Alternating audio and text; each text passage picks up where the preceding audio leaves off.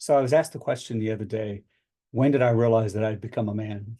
Hmm, that's a good question. And I don't know if I have a definitive answer for that. I think for me, if I had to answer it, I'd have to say I became a man, or I became aware that I was a man, is the day I realized that I was a depraved individual and that I was lost and I was without Christ. You see, when Christ came into my life, everything changed. Watching his spirit and watching him work, watching him perform things in and around my life has absolutely changed me. And it's brought me to a brand new place that I never thought possible. Prior to that, my life just wasn't going anywhere. And it definitely wasn't anything to be proud of. That's for sure.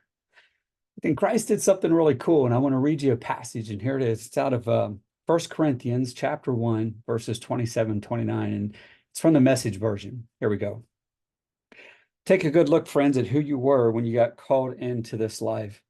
I don't see many of the brightest and the best among you, not many influential, not many from high society families. Isn't it obvious that God deliberately chose men and women that culture overlooks and exploits and abuses, chooses these nobodies to expose the hollow pretensions of the somebodies? That makes it quite clear that none of you can get by with blowing your own horn before God. Everything that we have, right thinking and right living, a clean slate and a fresh start, comes from God by way of Jesus Christ. That's why we have the saying, if you're going to blow a horn, blow a trumpet for God. Well, and that's kind of why I'm going to say, if I'm going to claim that I'm any kind of a man that has worth and value, it's going to be because God and what he's done in my life. In Galatians, it talks about this thing called, walk in the spirit and die to yourself. When I learned that, and I learned that I'm not going to carry myself to any great successes in life, but the true successes in life are watching what the Father is doing in and around me. When I finally started to appreciate that, that's when my life changed. A fine line in the sand. That's when things became amazing. And so I can honestly say, when I wake up every day, I ask the question, where are you, Father? What are you doing today? Where are you at work? Whose lives are you changing?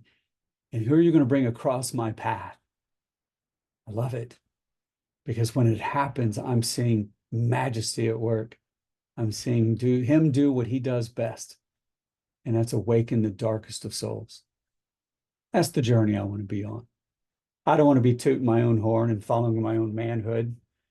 No, I'm going to lead myself down a dead end path. But if I can wake up every day and see my Father at work, and he's inviting me to watch what he's doing, now that's the manhood that I want to embrace. So there you go. That's the best I can give you. God bless you, and you take care.